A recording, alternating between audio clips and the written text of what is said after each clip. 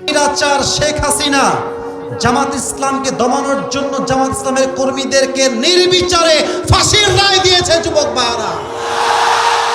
সে যেমন এই দেশের মাটির থেকে লাঞ্ছিত হয়ে বিদেশের মাটিতে পাড়ি জমিয়েছে, এর থেকে শিক্ষা নিতে হবে। ফেরাউন, নমরুদ, শেখ হাসিনার মতো জালিমরা ইসলামকে যত দমন করতে চেয়েছে, ইসলাম তত বেশি ফুলে ফেপে সামনের দিকে এগিয়ে গিয়েছে যুবক ভাইরা। যারা ইসলামকে নির্বংশ করতে চেয়েছে তারা নির্বংশ দুনিয়া থেকে বিদায় নিয়েছে।